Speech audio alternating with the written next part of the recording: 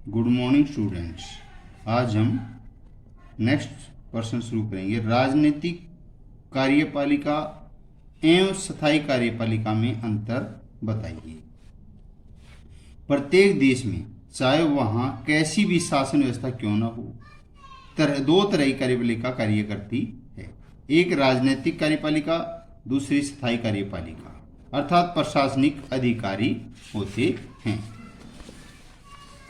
राजनीतिक कार्यपालिका उस देश की शासन व्यवस्था के अनुसार स्थापित की जाती है। भारत में संसदीय सरकार की स्थापना की गई। संसदीय सरकार में दो तरह की कार्यपालिका होती है, एक वास्तविक तथा नाम मात्र की। राष्ट्रपति नाम मात्र कार्यपालिका अध्यक्ष है, जबकि प्रधानमंत्री समेत मंत्रिमंडल वास्तविक राजनीतिक कार्यपालिका है। अमेरिका में अध्यक्षात्मक सरकार होने के कारण राष्ट्रपति अकेला राजनीतिक कार्यपालिका अध्यक्ष है। इसी तरह राजतंत्र राजा का शासन जो होता और तानाशाही में आदि में राजा अथवा तानाशाह राजनीतिक कार्यपालिका होती हैं। राजनीतिक कार्यपालिका की नियुक्ति का आधार राजनीतिक होता है। उसका कार्यकाल लोगों के विकास पर निर्भर करता है। राजनीतिक कार्यपालिका की रचना उस देश की शासन व्यवस्था के अनुसार की जाती है। राजनीतिक कार्यपालिका के लिए कोई शैक्षणिक अथवा तकनीकी योग्यता निश्चित नहीं है, यानी राजनीति करने के लिए कोई भी शिक्षा लागू नहीं है। राजनीतिक कार्यपालिका द्वारा निर्मित नीतियों को स्थायी कार्यपालिका द्वारा कार्यान्वित किया जाता है। स्थायी कार्यपालिका यानी प्रशासनिक अधिकारी जो होते हैं। स्थायी कार्यपालिका प्रशिक्षित ट्रेनिंग लिए हुए शिक्षा कुशल असैनिक अधिकारियों का व्यावसायिक समूह होता है। उनका संगठन सोपानिक होता है। उनकी नियुक्ति योग्यता के आधार पर की जाती है। कौन कितना पढ़ा लिखा है, इंटरव्यू होता है, लिखित परीक्षा होती है, अनेक चीजें।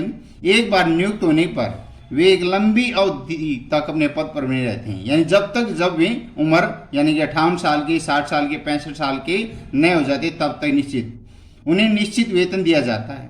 पद से सेवानिवृत्त होने पर यानी कि रिटायरमेंट होने के बाद पेंशन दी जाती है। उनसे अपेक्षा की जाती है कि वे दलगत राजनीति से, यानी कि कोई भी दल बदल कर राजनीति कर रहा, कोई भी आ रहा, कोई भी जा रहा, उनसे दूर रहकर कार्य करें। सरकारों अथवा व्यक्तियों के बदलने से उन पर कोई प्रभाव नहीं पड़ेगा। किसी भी देश का प्रशासन अकेले मंत्री अथवा अकेले असैनिक सेवाओं के अधिकारियों द्वारा नहीं चलाया जाता, बल्कि दोनों मिलकर प्रशासन चलाते हैं। मंत्रियों तथा प्रशासनिक अधिकारियों में जितना सहयोग होगा, प्रशासन उतना ही सुचारू रूप से चलेगा। दोनों में मतभेद होने की दशा में प्रशासन के कार्यों में अवरोध उत्पन्न हो जाएगा। यद्यपि दोनों में सहयोग अनिवार्य है, फिर भी दोनों में अंतर निम्नलिखित हैं। नंबर 1, लोक सेवा के अधिकारी यानी जनता की भलाई के लिए जो अधिकारी विशेषज्ञ होते हैं, मंत्री नहीं होते। लोकसभा में जिस दल को बहुमत प्राप्त होता है, उस दल का नेता प्रधानमंत्री बनता है तथा दल के महत्वपूर्ण व्यक्तियों को मंत्रिमंडल यानी कैबिनेट में, स्वतंत्र बार में, राज्य मंत्री में शामिल किया जाता है। प्रत्येक मंत्री को एक अथवा एक से अधिक विभाग दिए जाते हैं, इसलिए मंत्री अपने विभाग के विशेषज्ञ नहीं होते। उदाहरण के लिए युद्ध विभाग का मंत्री एक दार्शनिक व पत्रकार हो सकता है। वित्त मंत्री ऐसा व्यक्ति हो सकता है जिसे हिसाब किताब कोई ज्ञान न हो, परंतु लोक सेवा के अधिकारी प्रतियोगिता परीक्षाओं के आधार पर चुने जाते हैं, जिनमें चयन का आधार योग्यता होती है। इनके अतिरिक्त सेवानिवृत्त होने की आयु में अपने पद पर बने रहते हैं, अतः वे अनुभवी और अपने क्षेत्र में विशेषज्ञ होते हैं। मंत्री राजनीतिज्ञ होते हैं। प्रशासनिक अधिकारी तटस्थ यानी अलग होते हैं। मंत्री अपने दल का प्रतिनिधि करता है, परंतु प्रशासनिक अधिकारी की दृष्टि से तटस्थ यानी अलग होते हैं। चाहे किसी भी राजनीतिक दल की सरकार बने, कोई भी व्यक्ति विभाग का मंत्री बने, वे पूरी निष्ठा के साथ पदासीन अपने पद पर आसीन रहते हैं और सरकार की सेवा करते हुए सरकार के बदलने पर उन पर कोई प्रभाव नहीं पड़ता। मंत्रियों का अनिश्चित कार्यकाल होता है, लोक सेवा का निश्चित होता है। तो कहता मंत्री राजनीतिक आधार पर अपना पद प्राप्त करते हैं। सिद्धांत में 5 वर्ष के लिए नियुक्त किए जाते हैं, परंतु उनका कार्यकाल निश्चित नहीं है। कभी भी मंत्रिमंडल के विरुद्ध अविश्वास का प्रस्ताव पास किया जा सकता है। उन्हें अपने पद छोड़ने के लिए विवश यानी मजबूर किया जा सकता है।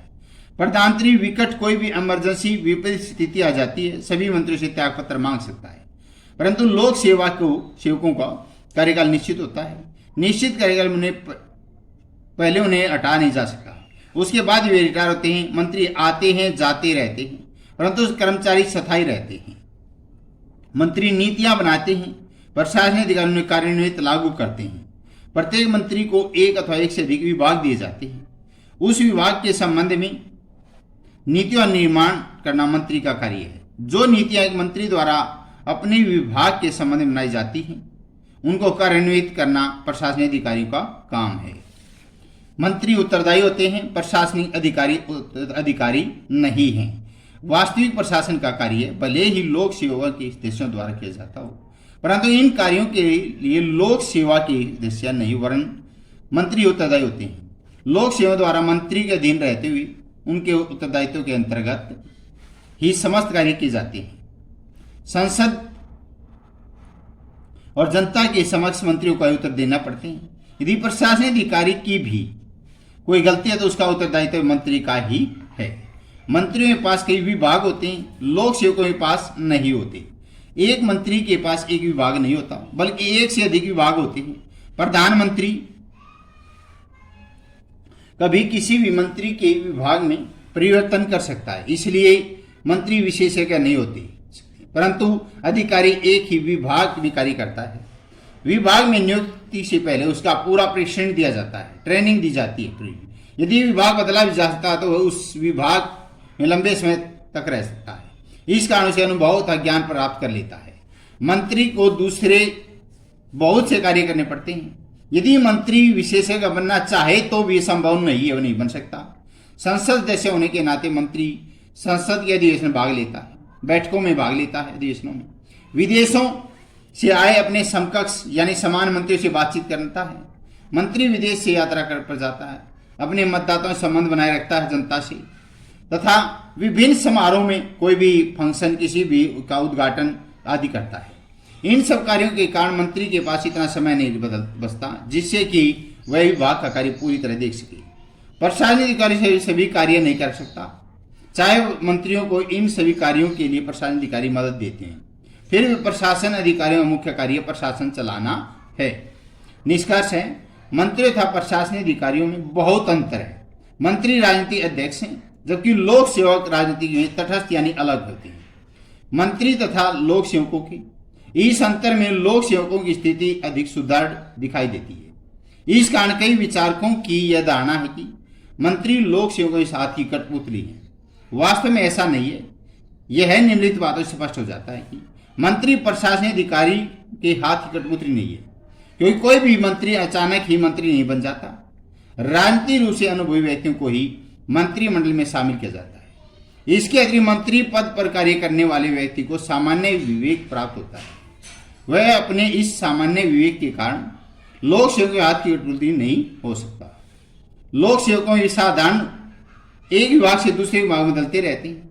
यदि वे दूसरे विभाग में दक्षता प्राप्त कर सकते हैं तो मंत्री क्यों नहीं कर सकता। कोई भी मंत्री पूर्ण रूप से नौसिखिया नहीं हो सकता, यानी सब कुछ सीखा हुआ नहीं हो सकता। लोक सेवक पूर्ण विशेषज्ञ नहीं होते। यदि दोनों ही विशेषज्ञ कोई भी एक दूसरी बात मानने के तैयार न हो तो प्रशासन कार्य ठप हो जाएगा। विशेषज्ञता अविशेषता उत्तरदायित्व अनुत्तरदायित्व दोनों मिलकर कार्य करते हैं। मंत्री नीतियां निर्माण करते हैं और लोक सेवक उन्हें कार्यान्वित करते हैं। मंत्री और सेवक में यानी जनता की सेवा करने वाले पारस्परिक संबंधों के विषय में यह कहना उचित नहीं होगा। वो कहा कि दोनों का संबंध वस्तुत है एक सीमा तक उनके व्यक्तित्व पर निर्भर करता है। यदि मंत्री प्रभावशाली व्यक्तियों का स्वामी हो तो लोक सेवक के उद्देश्यों पर हावी रहेगा। यदि मंत्री निर्बल व्यक्तित्व वाला है तो उसे लोक सेवक उद्देश्यों के इशारों पर नाचना होगा।